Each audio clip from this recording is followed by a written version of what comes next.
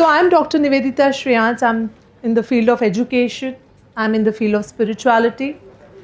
And I'm going to present to you my little story of my life, which has brought me today to this level of becoming a director of a Pillai University and also a director for youth programs of Heartfulness Institute, where we train people into heartfulness meditation. When I was child, when I was in school, I did not have that great schooling, you know why? I was rejected. I did not have great friends. I was shy.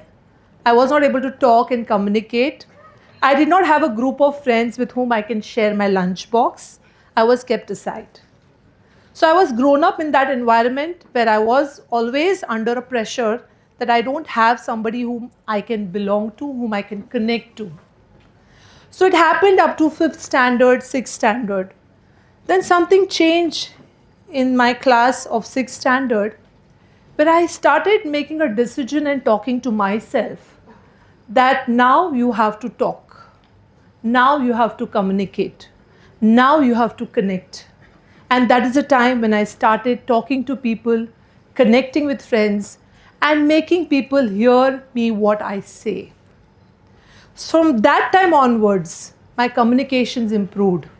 My relationships with my friend improved.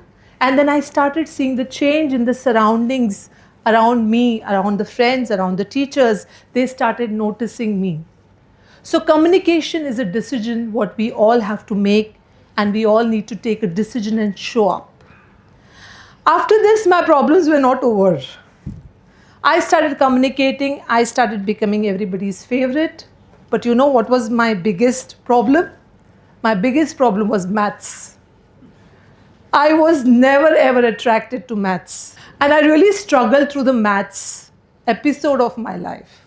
But finally, somehow, in 10th standard, I really did the Ratto 5 study for 2 months. Algebra, geometry.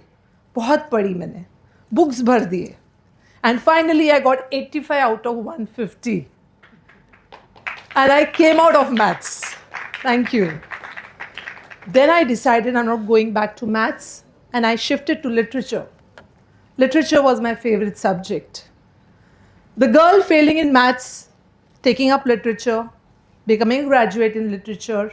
Then I did my MBA in management, and then I did my PhD in brand management. So that was what stored in for me in life. So I want to tell you one thing. If you feel there is a roadblock, if you feel something is stopping you, something is blocking you, believe one thing, that it is happening for your good. That's what I have experienced in life.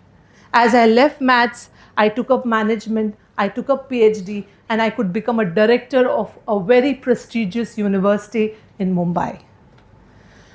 Then again, I come back to my schooling and my college. College, as I said, in the school, I was very shy. But in college, I really became a tomboy. I was amongst many boys, and I got into sports. Sports like shot put, discus throw, handball, and I was a national champion for powerlifting. I got medals for the state at state and national level. So here was me trying to build up my life from school to college, right? Working really hard.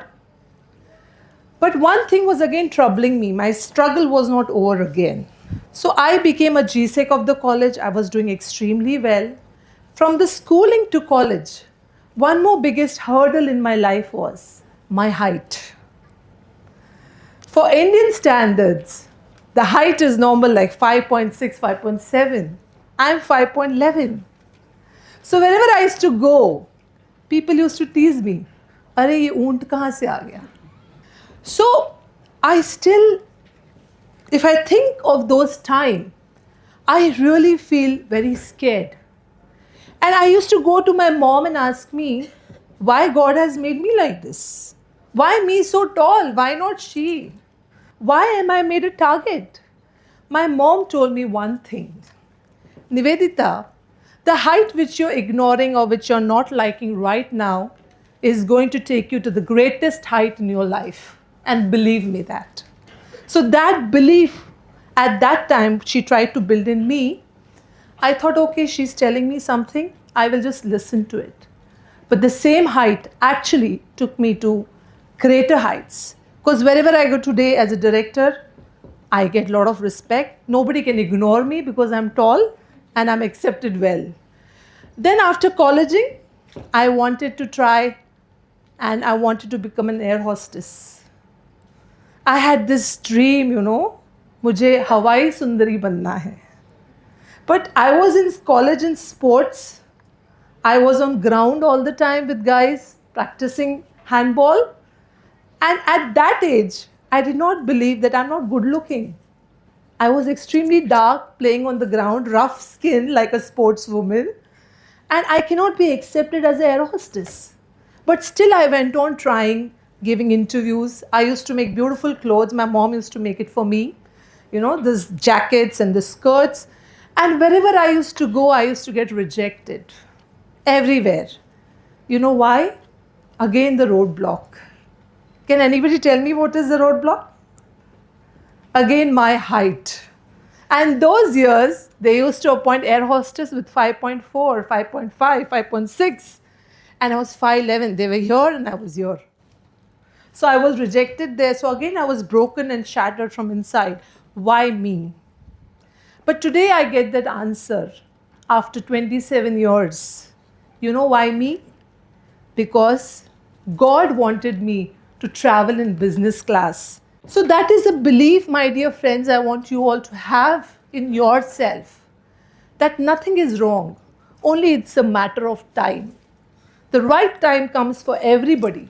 And everybody has got its own share of happiness, own share of success, own share of glory. Only you need to wait for the opportunity. The biggest learning what I got from my life is, whoever offered me any job, whoever offered me any work, I never said no.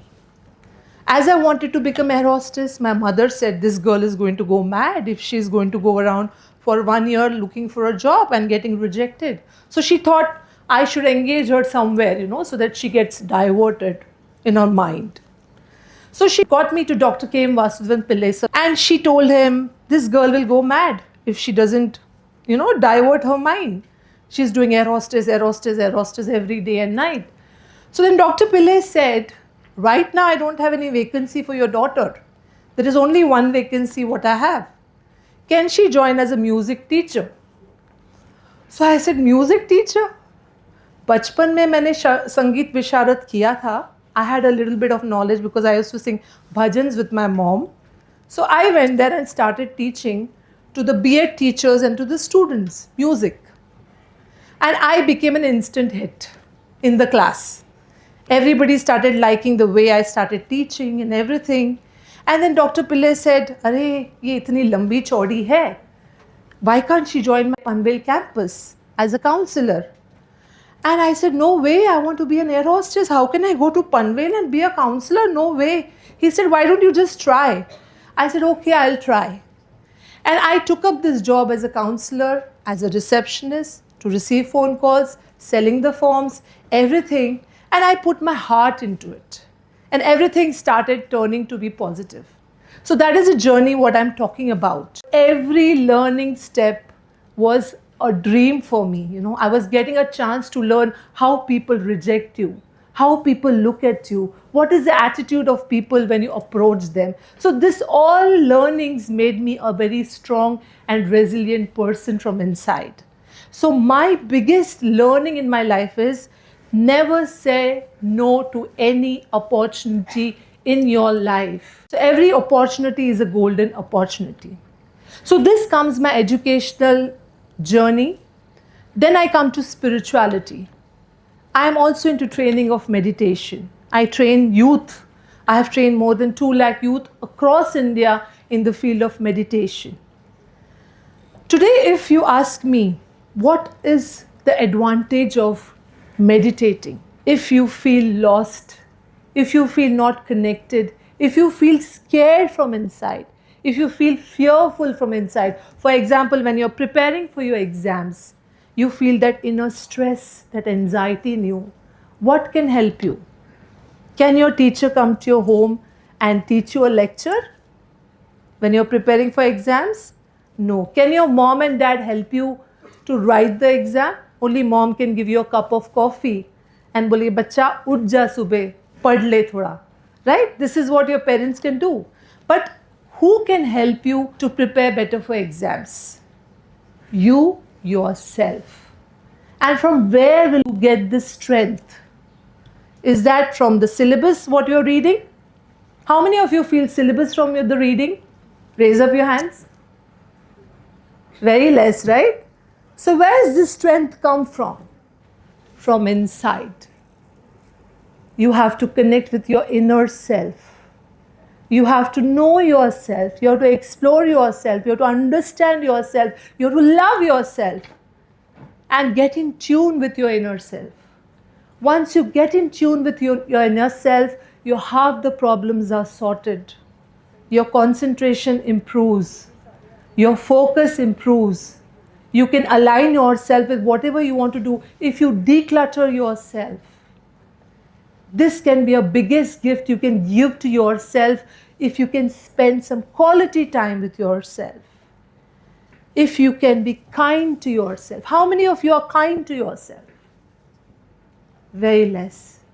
Why can't we be kind to ourselves? First and foremost, if you talk of compassion, if you talk of kindness, if you talk of empathy, sabse pehle, be kind to yourself.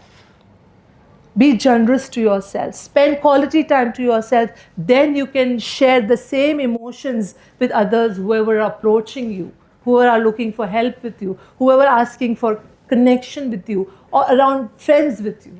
This can happen only if you're one within yourself. At the same time, your consciousness will develop. You will become a better person from inside. A person, हम सबको लगता है that we all should be loved, isn't it? सबको लगता है I should be liked, I should be loved, I should get all the attention. But when is that possible? When you know who you yourself are. Once you know that, then everything is sorted in front of you. We as human beings, can we grow physically? Can I grow taller? Hands and legs more? No, right? But we all can grow consciously. We can evolve as a better conscious person. And that capacity a human being has got. We human beings have that capacity of evolving a spiritually conscious person, which we are not tapping it. If you can tap it, you can be a good son, you can be a good wife, good husband, a good student in a class, and you can actually create an egregore of happiness, positivity, and harmony around you. So very important is, I want to ask you one more question. How many of you know yourself well? Can anybody raise up your hands? खुद को अच्छे से कितने लोग जानते हो? I can't see any hands up. It's high time that we know ourselves well. We are an ocean of information. सब लोग सोशल मीडिया पे है? नहीं या हाँ राइट? तो हम कोई भी अच्छा प्रोफाइल देखते तो कैसे होता है? Friend request. अरे भाई सेलिब्रिटी है, he is a successful man, why can't I send a friend request? Instagram, Facebook, accept किया तो ठीक है, वरना it's okay, right? So we are busy sending friend requests to the world. But my question to all of you is, how many of you have sent friend requests to yourself? So my message to all of you is, before I conclude, this meditation has taught me a lot of value. It has given me a lot of strength from inside. Just one small story before I exit. My father passed away 4 years ago. And of course, losing a parent, a father or mother, is one of the toughest things in any human being's life. So everybody around me were crying, were mourning. But I don't know what happened to me. I could not cry. I could not mourn. I was not broken. So I kept on asking myself, hey Nivedita, what's happening with you? Why you're not crying? It's not right. But this meditation had made me strong from inside. And I think I had become a real shock observer who was ready to face any shocks in life and which could handle things very smoothly. That is the power of meditation, which comes to you normally, which comes to you automatically, which we have not tapped it. So it's high time you tap yourself. There are so many things happening all over the world. In such dynamic situation, how do you prepare yourself to face this? Prepare is go inside you, connect with yourself, and understand and be ready to face any challenges in life. So I think with this, I want to conclude. Before this, I leave the platform. I want to tell you one thing, that gratitude is the biggest blessing a human being can show and can have. I'm thankful to all of you for your valuable, precious time. Gratitude to all for making me strong. So thank you for this TEDx batch of Jaipur National University, and thank you for having me here. God bless you all and stay kind. Thank you so much.